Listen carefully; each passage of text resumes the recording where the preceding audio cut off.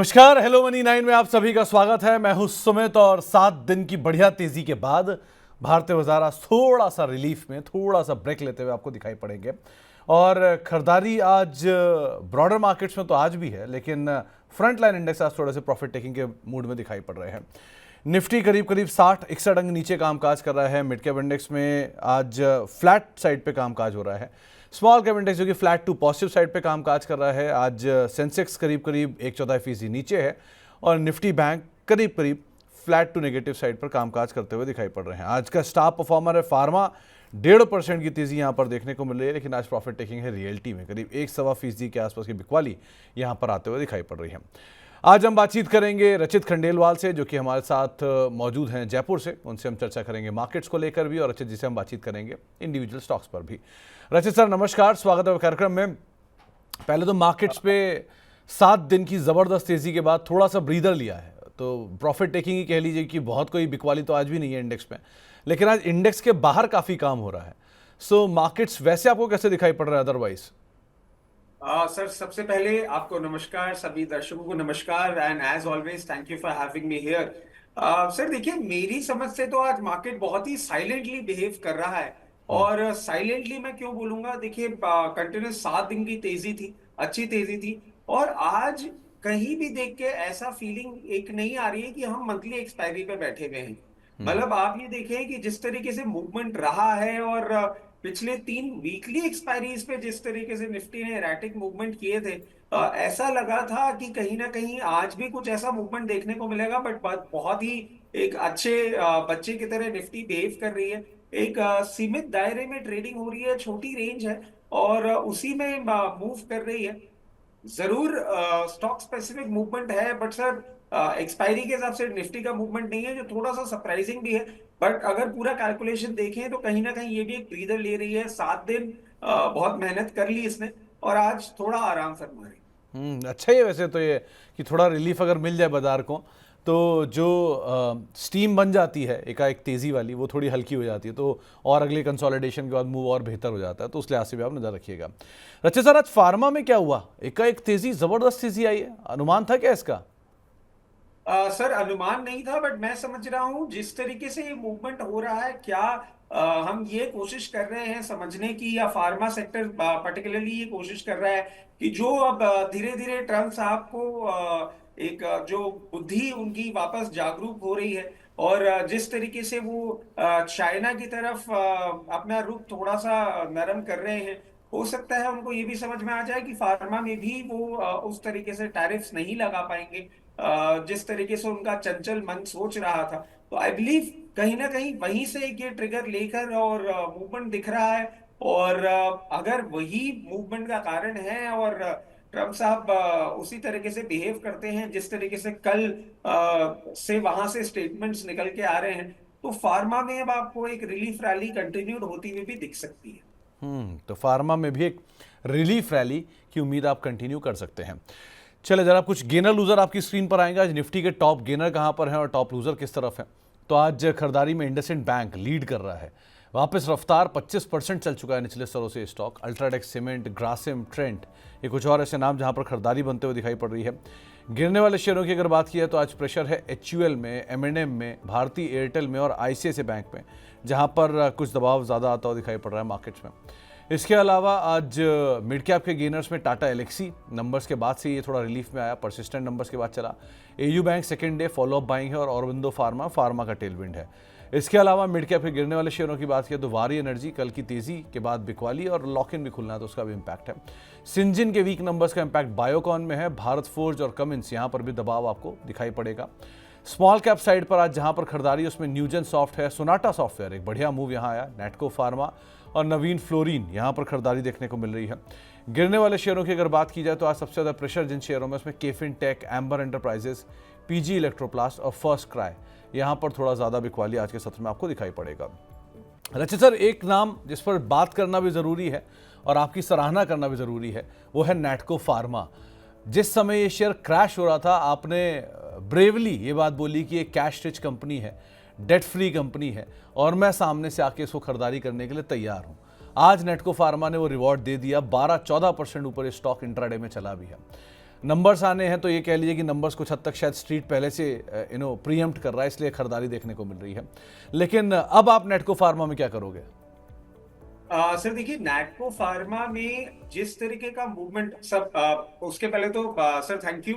और बहुत कम ऐसा सुनने को मिलता है, चाहे दर्शकों की तरफ से या आपकी तरफ से आया, तो I will always take it as a praise, क्योंकि जिनको आप फॉलो कर रहे हो वो अगर आपकी तारीफ करते हैं तो अच्छा तो लगता ही है। But sir on a lighter note मैं कुछ और समझ रहा था। और मैं क्यों समझ रहा था ऐसा, क्योंकि लास्ट फ्राइडे जब हमने शो किया था तब मैंने आईटी इंडेक्स की बात करी थी और आईटी स्टॉक्स की बात करी थी। तो मुझे लगा शायद आप उस डायरेक्शन में बात कर रहे नहीं, होंगे कि देखो रचित सर, इंडेक्स पे प्रिडिक्शन करना और इंडेक्स का चल जाना पॉसिबल है, लेकिन एक स्टॉक पर तब जब दुनिया उसके अगेंस्ट खड़ी थी तब आपने ब्रेवली कहा कि नहीं मैं इसको बाय करूंगा क्योंकि ये कैश कंपनी खराब नहीं है। और मुझे वो दिन भूला नहीं कि उस दिन वो 15% का एक नोज डाइव लगाया था और तब आपने इसको कहा था मैं लॉन्ग करूंगा, और वो आज पलट के जैसे घूमा है। तो ये तो काबिल तारीफ है कि उस समय पर ब्रेवली सामने खड़े होना किसी स्टॉक के और ये बोलना कि नहीं मैं इसको खरीदूंगा, ये इतनी ख़राब सिचुएशन में नहीं है।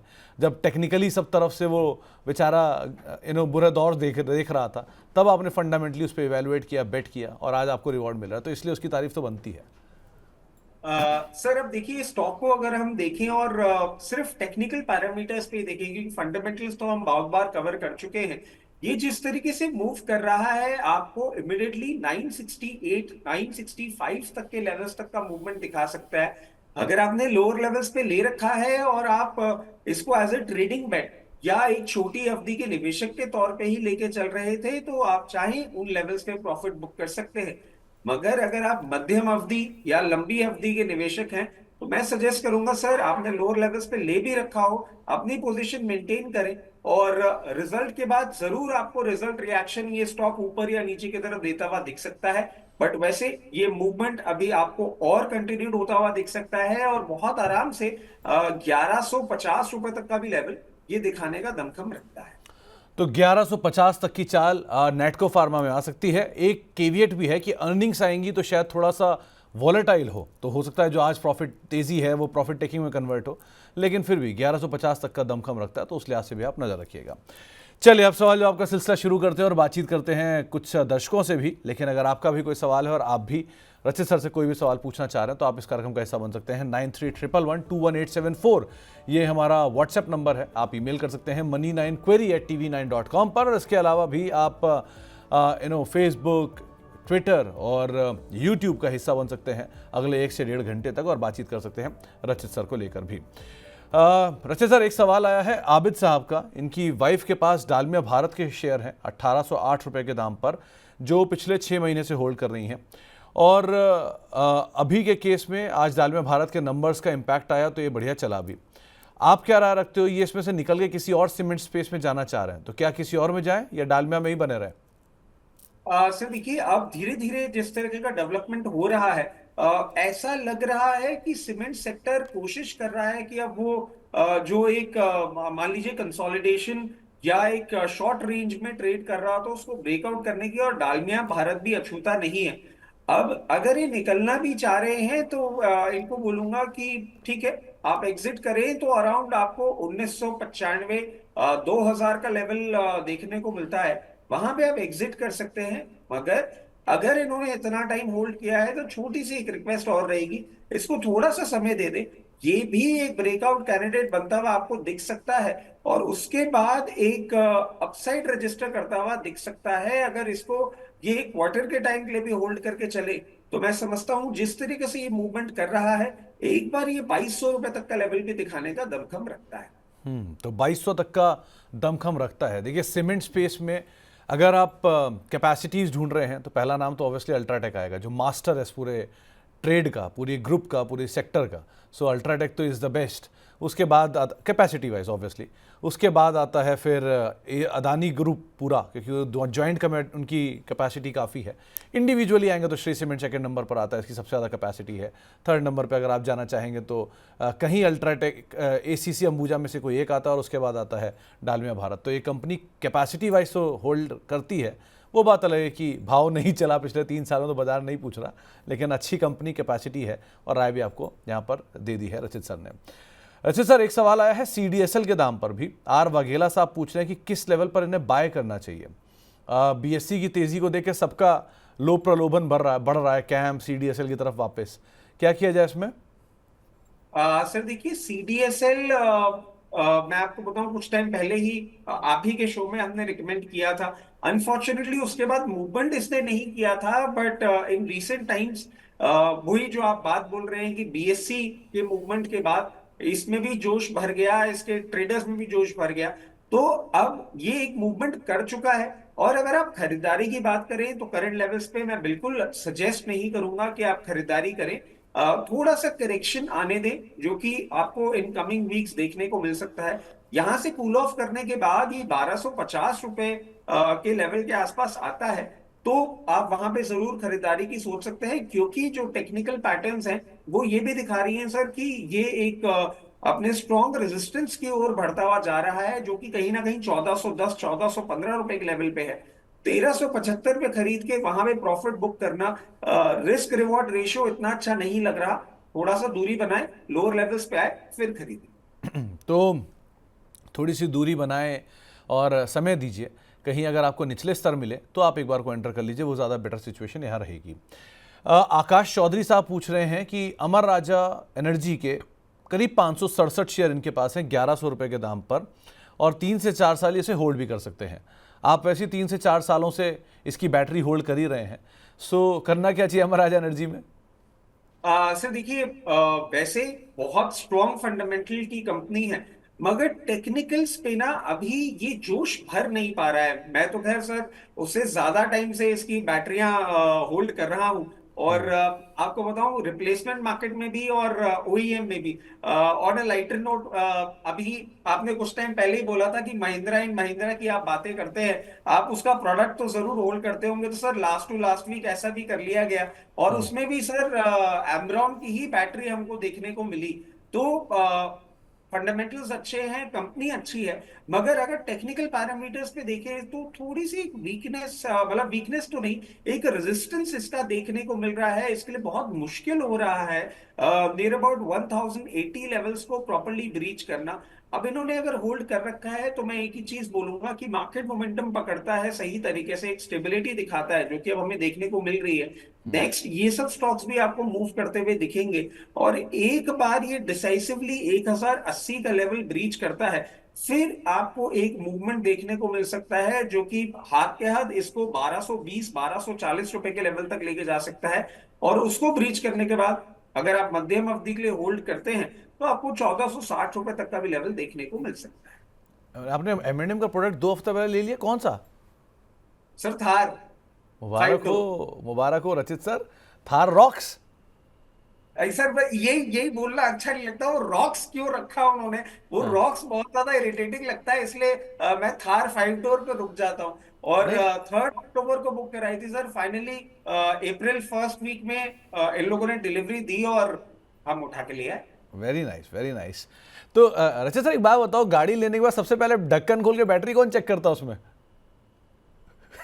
सर आप ढक्कन खोल के बैटरी की बात कर रहे हैं, मैं टायर चेक करने में लगा हुआ था। मैं और डिटेल्स में, मतलब लोग तो गाड़ी लेने जाते हैं, मतलब ऑन अ वेरी ब्लैक। और ये सर एक आप मान लीजिए कि इसको एज अ नया टीचिंग भी हम लेके चले। जैसे ही उन लोगों ने बोला कि आपने जो गाड़ी बुक करी थी वो आ गई है, फर्स्ट थिंग फर्स्ट सर, मैंने हाथ के हाथ एक वेबसाइट पे जाके, जो कि एक लिस्टेड एंटिटी का भी एक पार्ट है, उस पे जाके अपनी PDI बुक करी। वहां से एक एक्सपर्ट को लेके इनके वेयरहाउस में जाके पहुंचा। उसको देख के खुशी से ज्यादा ये था कि इसको पूरा एग्जामिन कर लिया जाए कि PDI के जो पैरामीटर्स हैं उनमें कोई प्रॉब्लम तो नहीं है। For that we have to make a small payment. But sir पूरी गाड़ी स्कैन हुई, उसका पेंट, उसके इलेक्ट्रॉनिक्स, पूरी motor functioning, engine everything was scanned. Sir मैं उस डिटेल में जाके पहले घुसा था, उसके बाद देख के बोला था कि हाँ अब इसको हम अपना बना सकते हैं। तो सर बैटरी तो बेसिक चीज थी, टायर वायर उसका पूरा system setup everything was check. Rachit sir कभी सब्जी लेने तो नहीं जाते ना? सर घर वाले भेजते नहीं है। हाँ, इसीलिए नहीं इस, भेजते क्योंकि इसके इतनी पीछे का डिटेल में जब आप चेक करोगे तो उस दिन तो खाना नहीं बनेगा, ये कंफर्म है। शायद इसीलिए नहीं भेजते होंगे आपको। नहीं नहीं सर, उसके पीछे एक और कारण है। हाँ। एक मिनट और लेता हूँ, आपने बहुत एक इंटरेस्टिंग मेरे लिए पॉइंट छेड़ दिया है। सर मैं अगर सब्जी लेने जाता हूँ ना, तो मैं सिर्फ सीजनल वेजिटेबल्स लेकर आता हूँ। और उसके पीछे के दो कारण हैं। एक तो मैं समझता हूँ कि हेल्थ बेनिफिट्स आपको सीजनल वेजिटेबल्स के ही मिलते हैं। दूसरी बात सर, सीजनल वेजिटेबल्स ना बहुत सस्ते मिलते हैं। तो घर वालों की फिर जो उस पूरे वीक सब्जियां आती है ना, वो इरिटेट हो जाते हैं। मतलब मैं आपको बताऊं कि एक टाइम था जब मैं सब्जी लेने जाता था, और 3 रुपए किलो अगर गोभी, फूल गोभी मिल जाती थी, मैं सर 20 किलो उठा के ले आता था कि इसका अचार, पराठा, सब्जी 4 बार बना के खिला देना, बट इस हफ्ते नहीं गोभी खाएंगे। तो तो Rachit I sir, am that kind of a man. जितना जितना एग्जामिनेशन आप करते हो, ऐसा लग रहा सीजन ही चेंज हो जाता होगा सब्जी लाते लाते, तो क्या ही सीजन की सब्जी लेते होंगे। खैर, लेकिन चलो इस पे आगे का भी डिस्कशन करेंगे। आगे बढ़ते, एक सवाल आया है एंट्री, नई एंट्री को लेके एसबीआई में। तो करना चाहिए क्या? वैल्यू वाइज तो बहुत बढ़िया समय पर खड़ा है इस समय ये। सर वैल्यू वाइज भी बड़े बहुत ही अच्छे लेवल्स पे खड़ा हुआ है। और एक और चीज देखिए सर, अपने पहले भी बात हुई थी कि निफ्टी की रैली बैंक निफ्टी के असिस्टेंस से आएगी, जो कि आपने होते हुए देखा। सर इसमें मैं एक और चीज बोलूंगा कि अब जो मोमेंटम मार्केट में बन रहा है वो कंटिन्यू रहता है, तो PSU banks will start out performing private banks. Sir valuation comfort भी है, और इनकी लोन बुक भी आप देखें तो बहुत ज्यादा अट्रैक्टिव लग रही है। अब जिस तरीके से कोटक, एचडीएफसी और आईसीआईसीआई ने मूवमेंट कर लिया है, वो कैचअप अभी तक पीएसयू बैंक्स नहीं कर पाए हैं, और अब इनका टाइम आ रहा है। तो अगर आप एंट्री की बात करते हैं, इसमें एक छोटी सी मैं बात जरूर ऐड करना चाहूंगा कि यहाँ कंप्लीट अपना फंड डिप्लॉय ना करें। करंट लेवल्स पे भी एंट्री के लिए अट्रैक्टिव लग रहा है, बट मार्केट वॉलिटिलिटी के चलते और अनसर्टनिटी जो कि कभी भी हमें हिट कर सकती है, उसके चलते एक चीज बोलूंगा, यहाँ पे नियर अबाउट 40% अपना फंड डिप्लॉय करें। लोअर लेवल्स पे अगर आए, अराउंड 780 लेवल, 770 लेवल्स आपको मिले, तो और अपना फंड आप इसमें डिप्लॉय कर सकते हैं। अगर आप इसको as a short term trade लेके चल रहे हैं, तो यहाँ पे और लोअर लेवल्स पे लेके आप नियर अबाउट 900 रुपए पे चाहे तो प्रॉफिट बुक करें। अगर ऐसा नहीं है और मध्यम से लंबी अवधि के लिए आप लेना चाह रहे हैं, तो बिल्कुल लें। और जब ये चलना चालू करेगा, मोमेंटम पकड़ेगा, तो आपके चैनल के माध्यम से हम आगे के टारगेट्स भी अपडेट कर देंगे। ओके, हिमांशु शर्मा साहब पूछ रहे हैं कि बीईएल के शेयर हैं 270 के दाम पर, इन्होंने एवरेज कर रखा है, इन्हें प्रॉफिट्स कहाँ बुक कर लेने चाहिए? और ये 6 महीने और होल्ड कर सकते हैं, अदरवाइज करें क्या इसमें? देखिए, वैल्यूएशन अट्रैक्टिव है, टेक्निकल पैरामीटर्स पे भी अच्छा लग रहा है। और अब जिस तरीके से पूरी जियो पॉलिटिकल सिचुएशन और खास करके हमारी सिचुएशन डेवलप होती हुई दिख रही है, हो सकता है इन स्टॉक्स को उसका थोड़ा सा एक और बेनिफिट देखने को मिले। अगर आप सिर्फ 6 महीने का ही टारगेट लेके चलना चाह रहे हैं, तो मैं आपको बहुत ज्यादा इसमें उम्मीदें नहीं दे पाऊंगा। आप चाहें तो ये करीबन 317 रुपए पे आए, वहां से एक बार अपना प्रॉफिट बुक करना चालू करें, और to top it at 334, 336 levels आप निकल जाएं, क्योंकि एक टाइम ड्यूरेशन का जो आपका कंस्ट्रेंट है, तो इन दो लेवल्स के बीच में आपको जहां अच्छा लगे, एक स्टैगर्ड मैनर में प्रॉफिट बुक कर सकते हैं। तो आपको लेवल्स बताए गए हैं, आप उसके हिसाब से एक स्टैगर्ड वे में अपने प्रॉफिट्स को बुक कर सकते हैं। वैसे भी ये ग्रुप बहुत समय से शांत है, तो शायद अब धीरे धीरे सिचुएशन चेंज होते हुए दिखाई पड़े, तो उस पर भी आप नज़र रखिएगा। एक सवाल आया है भारतीय एयरटेल पर, करीब 1493 रुपये के दाम पर खरीदारी है, और अब ये पूछ रहे हैं कि क्या करा जाए। और लास्ट टाइम जब हम मिले थे, तब भी हमने एक सवाल आपसे यही पूछा था कि सर भारतीय एयरटेल में कहीं नियर टर्म टॉप तो नहीं बन गया है? अब आप क्या कहोगे?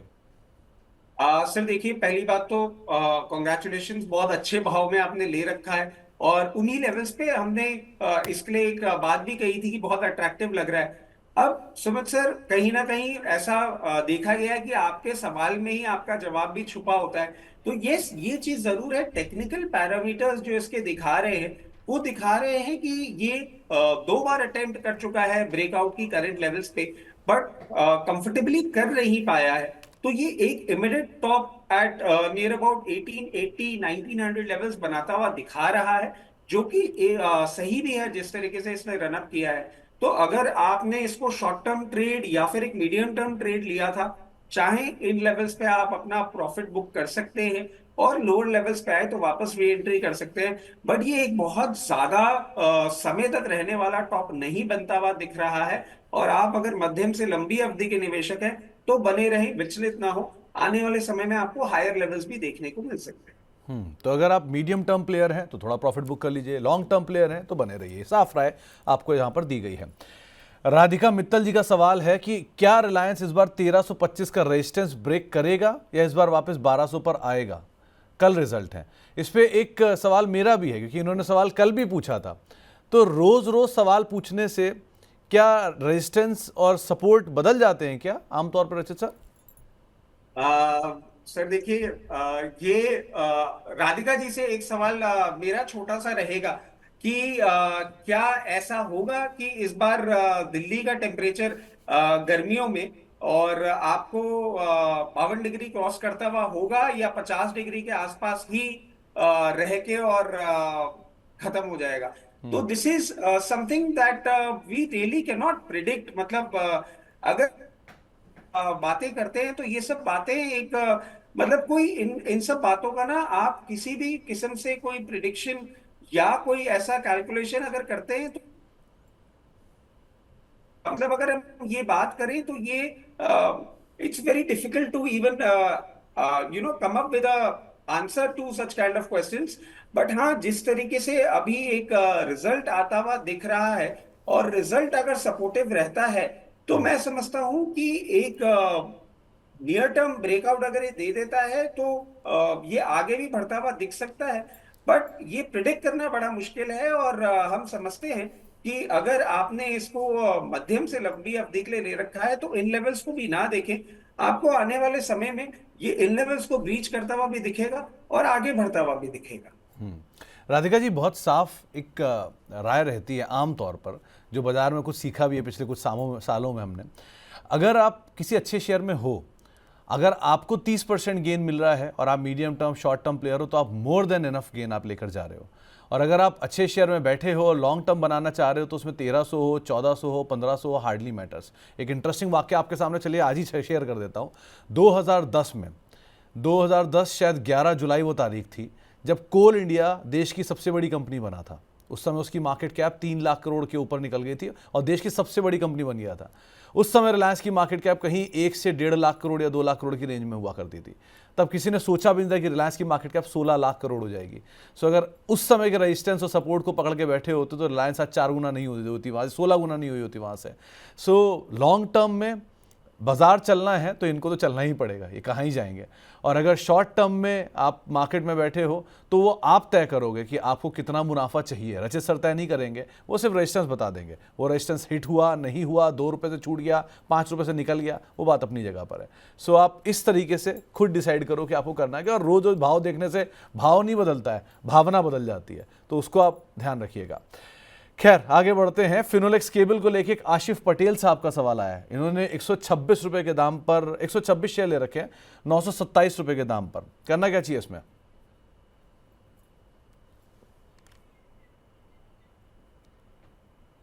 अच्छा सर, क्या करें फिनोलेक्स केबल में? सर इन्होंने किस दाम पे ले रखे हैं?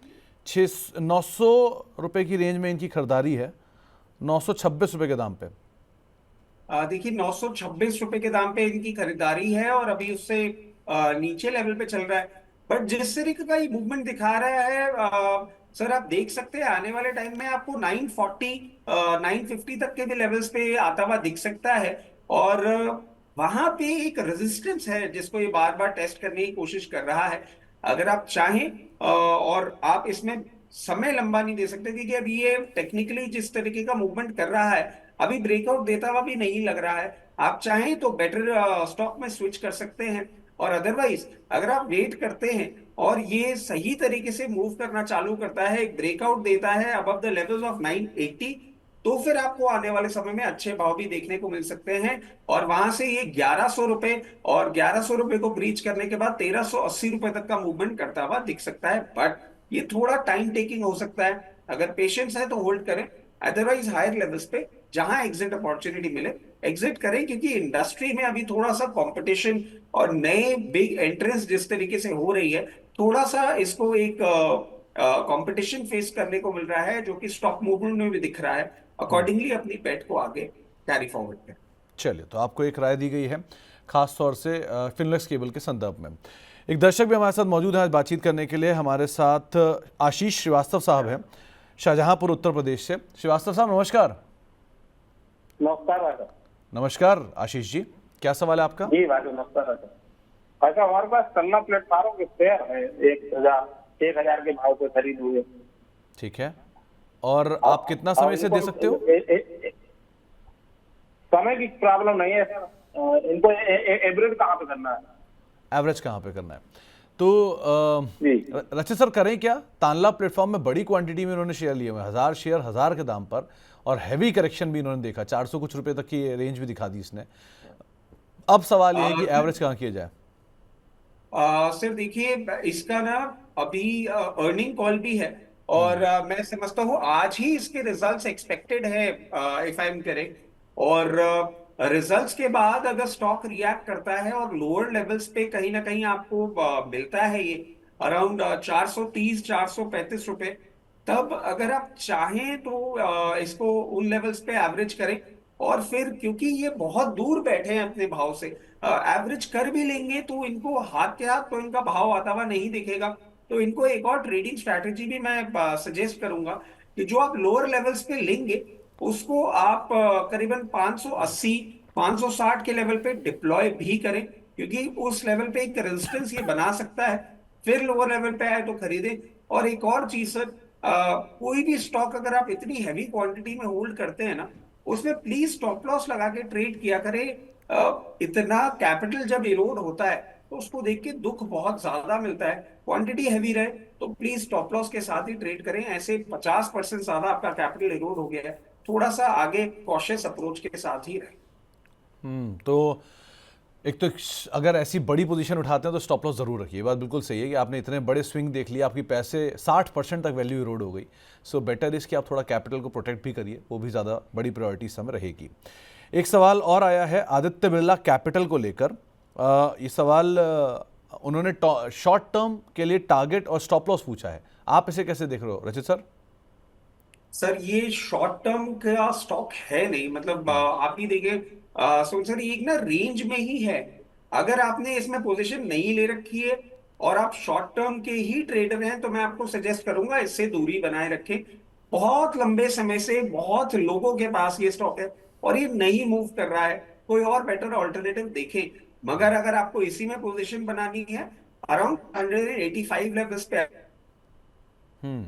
जो करंट लेवल्स है पे एग्जिट कर लें, क्योंकि टिपिकली शॉर्ट टर्म रेंज में ही, एक शॉर्ट रेंज में ही ट्रेड कर रहा है। बट मैं इसमें आप कोई पोजीशन बनाए ये एडवाइस नहीं करूंगा। ओके, तो शॉर्ट टर्म के लिए आप इसको अवॉइड करिए, शॉर्ट टर्म लाइक स्टॉक नहीं है, लेकिन हाँ लॉन्गर ड्यूरेशन ऑफ टाइम के लिए आप इसे अदरवाइज रख सकते हैं। एक सवाल आया है रुचिता तिवारी जी का, और पता नहीं ये कैसे आपके ही समय साथ पर होता है हमेशा। इन्होंने सवाल पूछा है कि यूनाइटेड स्पिरिट्स और रेडको खैतान, इन दोनों में से ज़्यादा बेहतर कौन सा है दाम के हिसाब से, एंट्री के हिसाब से, और क्वालिटी किसकी ज़्यादा अच्छी है? अब ये तो फर्स्ट हैंड एक्सपीरियंस है, जैसे सर आप ही बताओ। और दूसरा उनका ये भी पूछना है कि क्या ट्रेन छूट गई है या अभी मौका है? सर देखिए, ये दोनों को ना अब आपके शो में बैठूं और ये सवाल नहीं आए तो सर मेरे को ही ऐसा लगेगा कि मैं शायद आपके शो में आज नहीं आया हूं, या आप मेरे से गुस्सा है। क्योंकि सर अब तो ये नॉर्मल एक ट्रेंड है, मतलब डे जरूर हमारा थर्सडे हो गया, बट आपका शो और मैं बैठा हूं तो ये सवाल आता ही है सर। ऐसा क्यों होता है और रचित सर? आपको देखते लिकर के सवाल आने शुरू हो जाते हैं, ऐसा क्या होता है हर बारी? क्यों ऐसा सर होता है कि रेडिको और यूनाइटेड स्पिरिट दिखेगा ही दिखेगा? सर पता नहीं, अब तो लुक भी चेंज कर लिया। मतलब मैं आपको बताऊं कि शायद आपके शो में था, या मैं मतलब आपके चैनल पे जरूर था, तो मुझे ये भी बोले गया कि भाई ये तो या तो बाल लंबे कर लें या पतले हो जाए, और इस तरीके का लुक इनका समझ नहीं आ रहा। मतलब लुक चेंज कर दिया, आदमी शराफत की ओर अग्रसर हो रहा है तो भी ये सवाल नहीं पीछे छोड़ते। सर पता नहीं आपने क्या इमेज बनाई है मेरी, कि मेरे पास ये सवाल आता ही आता है। अब सर आ जाते हैं हम रैडिको खैतान पे। तो देखिए, सेक्टर का एक तो इनका ना प्रोडक्ट लाइनअप थोड़ा सा अलग है। मतलब जो प्रोडक्ट जिसके लिए यूनाइटेड स्पिरिट्स है वो थोड़ा सा अलग है, और दोनों का जो कंजम्पशन है उसका सीजन भी अलग है। यूनाइटेड स्पिरिट्स का आप देखें थोड़ा सा वो ज्यादा बेटर प्रोडक्ट्स हैं जो कि गर्मियों में कंज्यूम किए जाते हैं। ये तो हमने आपको एक सीजनल साइकिल की बात कर ली। अब हम बात करते हैं दोनों का कंपैरिजन में। तो अभी भी जो सेक्टर का पी है उसके कंपैरिजन में एक जो सेंस ऑफ कंफर्ट है वो हमको ज्यादा बेटर देखने को मिलता है यूनाइटेड स्पिरिट्स में इन comparison with Radico Khaitan. Valuation terms में थोड़ा सा ऊपर हो गया है। अगर हम साइज की बात करें तो देखिए वैसे भी इन दोनों का कोई कंपैरिजन नहीं हो सकता, क्योंकि मार्केट कैपिटलाइजेशन यूनाइटेड स्पिरिट्स का अराउंड 3 टाइम्स है ऑफ रैडिको खैतान। और रैडिको खैतान में आप देखें एक रनअप भी ये कर चुका है, और टेक्निकली भी ये बहुत ज्यादा एक सेंस ऑफ कंफर्ट नहीं दे रहा है, क्योंकि हाइस के बहुत पास पहुंच चुका है। तो नॉट दैट हम ये बोल रहे हैं कि अभी चलना बंद हो जाएगा, मगर अगर आप फ्रेश इन्वेस्टमेंट कहीं ना कहीं ढूंढ रहे हैं तो उसके लिए यूनाइटेड स्पिरिट्स एक बेटर कैंडिडेट बनता है। और इसमें आप अगर बाइंग करना चाहते हैं तो इन लेवल्स पे नहीं, यहाँ से थोड़ा सा नीचे है एट अराउंड 1560, और वहां पे भी आपको एक स्टैगर्ड मैनर में बाइंग बोलेंगे, क्योंकि इसने भी एक रनअप दिखा दिया है। तो 1560 के आसपास अपनी बाइंग चालू करें, और उसके बाद लोअर लेवल्स पे अराउंड 1440 1450 के आसपास मिलता है तो और अपनी पोजीशन बढ़ाएं। और ये तभी करें जब आप एक मध्यम अवधि एटलीस्ट इतना टाइम ड्यूरेशन के लिए इसको होल्ड कर सकते हो। तो United Spirits becomes a better buy in comparison with Radico Khaitan in the current scenario. तो यूनाइटेड स्पिरिट्स ज़्यादा बेहतर है, और मार्केट वाइज भी मैम ज़्यादा अगर आप प्रीमियम साइड पे जाना चाह रहे हैं तो यूनाइटेड स्पिरिट्स 75% डोमिनेटिंग पोजीशन में रहता है प्रीमियम साइड पर। रेडिको के जो प्रोडक्ट हैं वो बिगनर या इनिशियल लेवल पर रहते हैं। पेरेंट वाइज यूनाइटेड स्पिरिट्स का पेरेंट फॉरेन पेरेंट है, डियाजियो इनको ओन करता है। और रेडिको खैतान ये आप लोगों को शायद कम पता हो, इसका जो फुल फॉर्म है वो रामपुर डिस्टिलरीज के नाम से है। तो रामपुर का रा और डिस्टिलरीज का डी, तो रेडिको रामपुर डिस्टिलरी कंपनी, ये इसका पूरा फुल फॉर्म है। तो रेडिको इससे बना, तो ये रामपुर से यूपी की बेस्ड कंपनी है। सो इस तरह की इनकी पेरेंटेज में भी अंतर है, लेकिन जो रचित सर की राय है कि आप अगर लॉन्ग साइड पे जाना चाह रहे हैं तो यूनाइटेड स्पिरिट्स आप ज़्यादा बेहतर प्रेफर कर सकते हैं। रचित सर, अंबर सिंघा साहब का एक सवाल आया है कि मार्केट क्या नीचे आएगा या भागता ही चला जाएगा, मौका मिलेगा क्या? और आईटी सेक्टर में बिरला सॉफ्ट कैसा लग रहा है? सर जब नीचे आ रहा तो सब लोग पूछ रहे थे ऊपर कब जाएगा, अब ऊपर आ रहा सब पूरे नीचे कब आएगा, आप क्या राय रखते हो? सर देखिए, मैं इनको एक ही चीज बोलूंगा कि मार्केट को ना कभी टाइमिंग और मार्केट को इस तरीके के डायरेक्शनल चेंज हम प्रिडिक्ट नहीं कर सकते। क्या ये मार्केट नीचे आएगा? ऑफ कोर्स आएगा।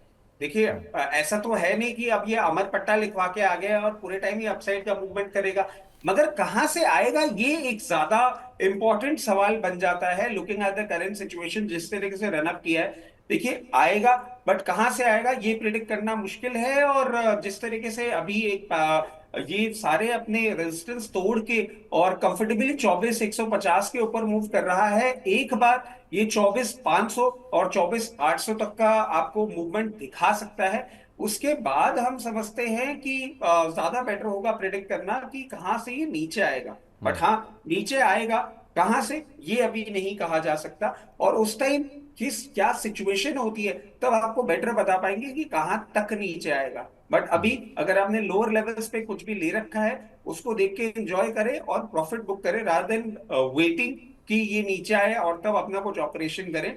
अब बिरला सॉफ्ट की अगर हम बात कर ले, देखिए सॉफ्टवेयर और आईटी में हम लोगों का एक बुलिश स्टैंस जरूर है, बट स्टॉक्स थोड़े से अलग है। और बिरला सॉफ्ट अभी मैं आपको नहीं बोलूंगा, दो वैल्यूएशन कंफर्ट जरूर मिल गया है, बट जिस तरीके से अब ये टेक्निकल पैटर्न्स भी दिखा रहे हैं और ये स्टॉक ने उस तरीके का मूवमेंट दिखाया नहीं है। और अभी आने वाले फ्यूचर में क्या दिखाता हुआ दिख सकता है, मैं आपको बोलूंगा कि नहीं, अभी ये टेक्निकल ग्राउंड्स में बिल्कुल भी सेंस ऑफ कंफर्ट नहीं दे रहा है।